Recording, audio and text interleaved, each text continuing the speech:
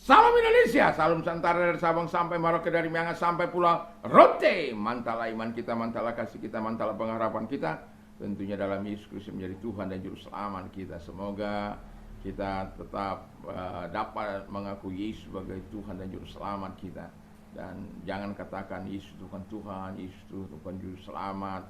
Dia adalah Tuhan, dia adalah Juru Selamat. Semoga Tuhan menuntun kita memilih yang terbaik, karena Yesus sudah berkata, Akulah jalan dan kebenaran dan hidup, tiada seorang sampai kepada Allah kalau tidak melalui aku. Dan keselamatan tidak ada dalam siapapun juga selain dalam Dia, Yesus. Karena di bawah kolong langit tidak ada nama lain yang diberikan kepada manusia yang olehnya kita diselamatkan. Dan Alkitab juga sudah mengatakan kepada kita bahwa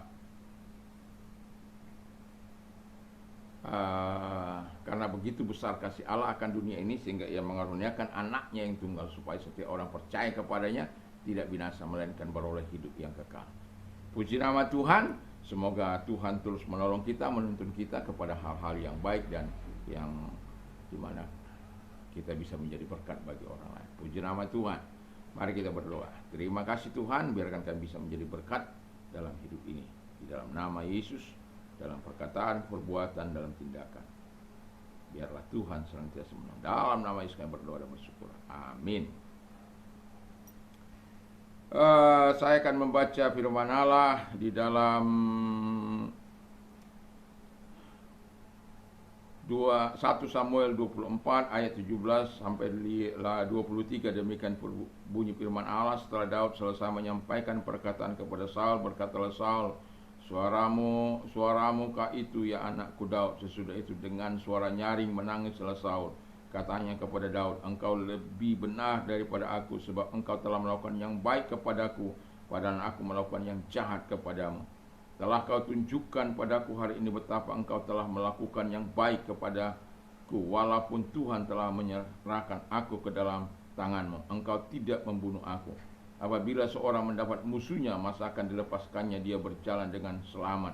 Tuhan kiranya membalaskan kepadamu kebaikan ganti apa yang kau lakukan kepadaku pada hari ini. Oleh sebab itu, sesungguhnya aku tahu bahwa engkau pasti menjadi raja, dan jabatan raja Israel akan tetap kokoh dalam tanganmu.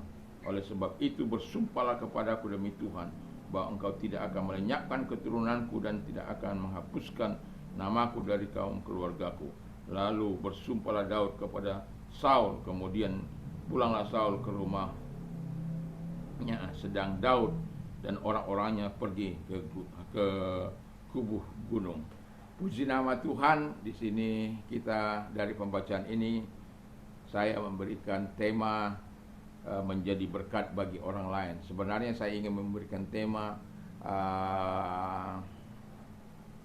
membalas yang jangan kalahkan kejahatan dengan kejahatan, tapi kalahkan kejahatan dengan kebaikan. Tetapi terlalu panjang atau memberi tema membalas kejahatan dengan kebaikan. Tetapi saya lebih cenderung untuk memberikan judul menjadi berkat bagi orang lain. Ya, dalam hal ini yang kita akan lihat dari Daud.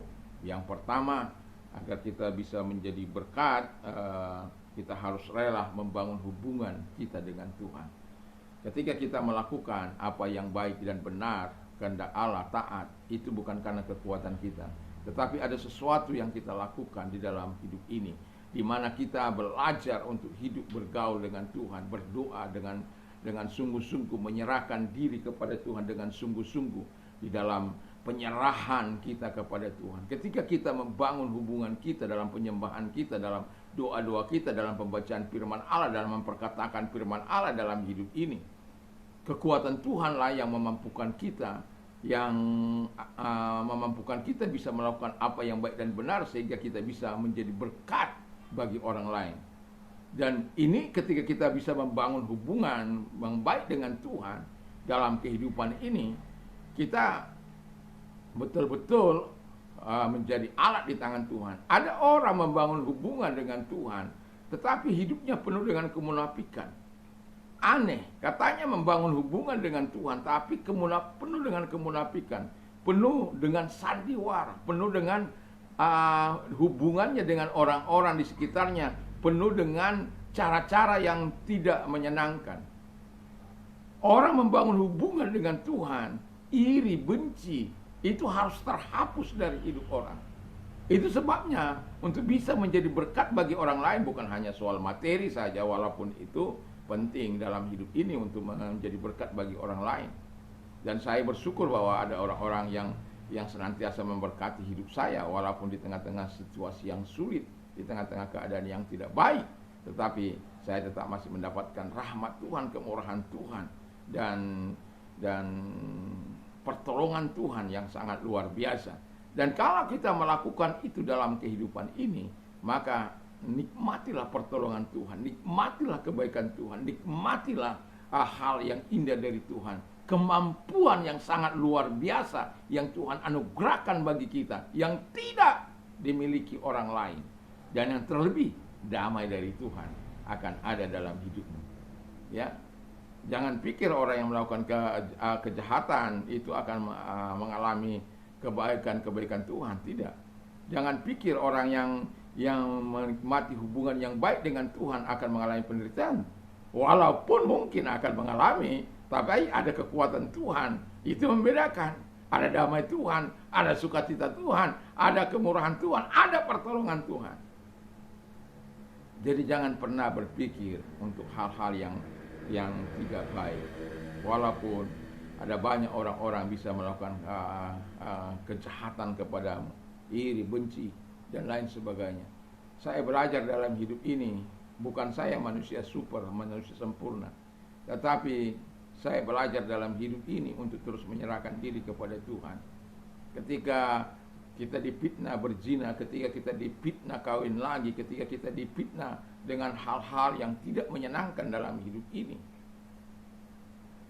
kita mau membuat apa? Kita mau bertindak apa? Mau balas? Seperti ini kan Daud ini bukan karena dia melakukan kejahatan, karena dia membunuh musuh besar Israel. Dan ada nyanyian Saul membunuh beribu-ribu, tetapi Daud membunuh berlaksa-laksa. Dan itu sangat menyakitkan hati hati Saul sebagai raja pada waktu itu. Seharusnya Saul itu harus menjadi bangga, apalagi sekaligus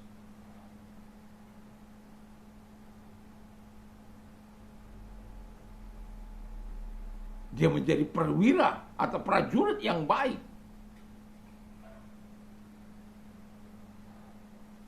Harusnya dia harus merasa nyaman. Tapi tidak bagi Saul. Itu sebuah ancaman. Tapi saya mau katakan hidup itu tidak perlu iri. Berjalan sesuai dengan kehendak Allah, berjalan dalam rahmat Allah, dan engkau bisa melakukan itu karena engkau membangun hubungan dengan Tuhan. Dan itu akan menjadi berkat bagi orang lain karena engkau bisa bercerita bagaimana engkau mendapatkan kekuatan itu. Dan pasti satu kali engkau akan menghadapi masalah hidup dalam hidup ini. Baik ketika engkau sedang mengingatkan seseorang dan direspon dengan tidak baik. Itu bayangkan ketika kita mengingatkan orang untuk tidak melakukan hal yang jahat itu, justru kita dipersekusi, justru kita dipersalahkan. Padahal kita ingin supaya semua berjalan dengan baik dan semua berjalan dalam koridor yang Tuhan kehendaki. Tetapi justru ya kita tidak luput dari sila dan dosa ya. Tapi saya mau katakan kepada kita harus siap untuk menjadi berkat. Yang kedua dikatakan oleh firman Allah, hidup dengan kasih yang tulus. Jadi hidup dengan kasih yang tulus itu membuat kita akan senantiasa menikmati hidup ini dengan sukacita, dengan damai daripada Tuhan. Akan senantiasa ada tawa ceria dari hidup kita. Walaupun saya mau katakan, ketika engkau melakukan apa yang baik dan benar, belum tentu disikapi dengan baik dan benar oleh orang-orang di sekitarmu. Tapi saya mau katakan, ya ketika hal-hal Ketika saya menyampaikan sesuatu kepada orang bahwa itu tidak baik menikahkan orang yang sudah cerai, lalu kemudian diminta kita menikahkan yang baik, kita harus memberikan arahan yang baik. Tapi kalau engkau dipersalahkan dengan itu, ya terserah saja kan. Walaupun belum punya gigi, sudah mau gigit, belum punya cakar, sudah mau mencakar. Bukan itu persoalannya. Persoalannya adalah kita harus tetap berjalan di dalam terang firman Allah. Persoalan kita adalah kalau kita mau menjadi berkat, kita harus terlebih dahulu berjalan dalam koridor Allah, dalam kehendak Allah, dalam ketaatan kepada Allah. Supaya apa? Setiap apa yang kita lakukan bisa menjadi cerminan bagi orang lain, dan kita bisa menjadi berkat bagi orang lain. Memang nggak mudah, tapi itu sebabnya saya katakan tadi, Daud mengajar kita, dia memiliki hubungan yang akrab dengan Tuhan, dan kemudian dia penuh dengan kasih. Bayangkan kesempatan untuk membunuh ini si Raja Saul, tetapi dia tidak lakukan. Walaupun itu membuat si Saul bisa menyadari, tetapi bukan membuat dia bertobat. Tetapi kita bisa lihat buktinya di ayat pasal 26. Dia coba untuk membunuh lagi, tetapi Tuhan berikan kesempatan lagi untuk membunuh dia. Di tengah-tengah dia tertidur lelap, tetapi bujangnya mengatakan, udah kita tancapkan aja tombak ini. Apalagi ada panglimanya di situ. Tapi Daud katakan, tidak.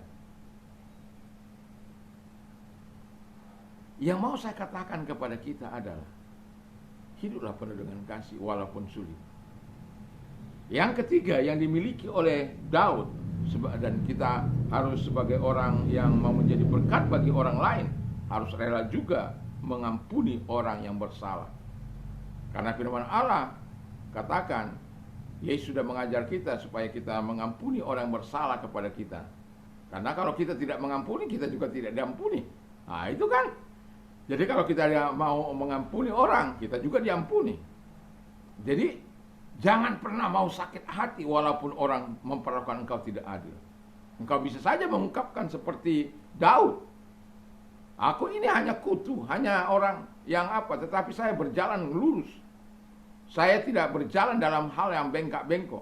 Saya tidak berjalan dalam hal yang tidak mungkin. Saya berjalan dalam hal-hal yang baik dan benar, yang bisa dipertanggungjawabkan di hadapan Tuhan dan di hadapan manusia. Dan hal-hal seperti itu bisa saja terjadi benturan, kesalahpahaman dalam hidup ini. Tetapi kalau kita sebagai orang percaya memiliki hubungan dengan Tuhan, penuh dengan kasih, yang ketiga ini kita akan bisa lakukan. Yang ketiga, untuk bisa menjadi berkat bagi orang lain, kita bisa mengampuni orang lain. Percayalah, Tuhan tidak akan biarkan engkau yang hidup dalam hubungan yang baik dengan Tuhan, penuh dengan kasih yang tulus, teguran yang nyata-nyata. Saya katakan tadi, teguran yang nyata-nyata lebih baik daripada kasih yang sembunyi-sembunyi. Saya penganut itu. Saya penganut adalah orang yang menganut kasih, lebih baik kasih yang nyata-nyata daripada kasih yang sembunyi-sembunyi. Karena di situ kita dapat menerapkan prinsip-prinsip firman Allah. Lalu kemudian kalau ada hal dalam perjalanan hidup ini, nggak mungkinlah kita manusia yang sempurna terus nggak ada. Walaupun kita memiliki hubungan yang baik dengan Tuhan, penuh dengan kasih, lalu tidak ada terjadi benturan, tidak ada kesalahpahaman, mustahil itu. Tapi dalam proses perjalanan ini, ketika kita hidup melakukan apa yang baik dan benar, dan terjadi benturan-benturan, ya kita harus selesaikan dengan baik. Kita harus berani ngomong. Ada ngomong orang di belakang, itu pengecut itu.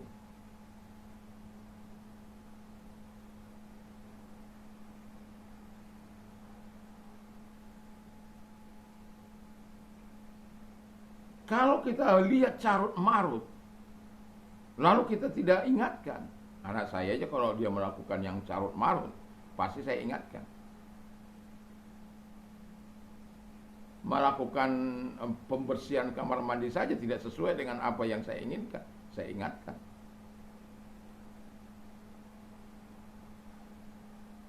Supaya apa? Bekerja itu sesuai dengan harapan. Sampai sering saya katakan kalau bekerja, taruh sampai Tuhan itu tersenyum kepada hasil karya kita, tersenyum atas apa yang kita lakukan, atas pekerjaan kita, sehingga kita melakukan dengan tulus, bukan dengan terpaksa dan dipaksa, bukan, tapi dengan tulus. Nah, kalau terjadi benturan-benturan yang dalam hidup ini, biarlah kita menjadi orang yang bisa mengampuni. Karena kalau kamu tidak dia mengampuni, Tuhan yang Maha Besar itu juga tidak akan mengampuni kita. Jadi hidup dalam pengampunan itu juga bisa menjadi berkat bagi orang lain. Ya, saya sering mengalami difitnah orang, berzinalah, kawin lagi lah, melakukan hal-hal yang tidak baik lah, dan lain sebagainya. Tetapi saya menyikapi, saya datangi orang itu, dan saya mengatakan, ketika orang juga turut terlibat di dalam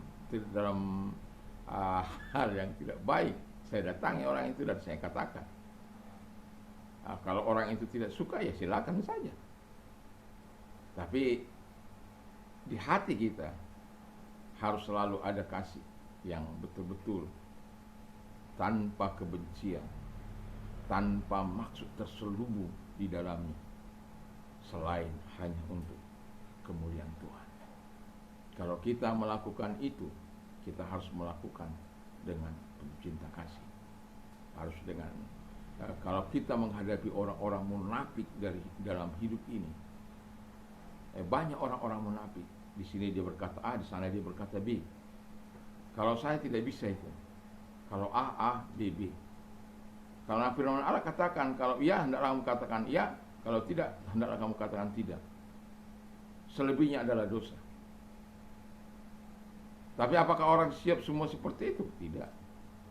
Disitulah kita perlu tetap memiliki roh pengampunan dari Yesus. Karena kalau kita hidup dalam roh pengampunan, hidupmu akan lebih tenang, hidupmu akan lebih damai.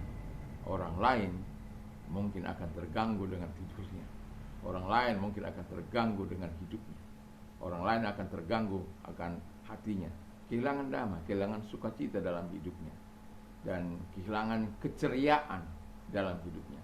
Tapi kalau engkau penuh dengan pengampunan, walaupun itu orang yang merasa berkuasa, orang merasa bisa melakukan apa saja, keputusan-keputusan apa saja, silakan. Kan itu.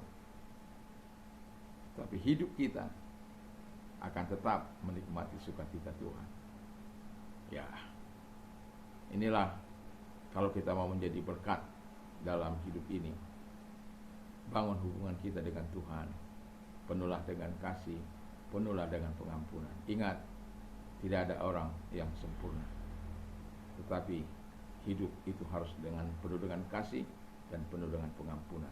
Jangan pernah membenci orang, tapi hiduplah di dalam kasih Tuhan, dalam ketaatan, sehingga kita dapat menjadi berkat yang sangat luar biasa bagi Tuhan.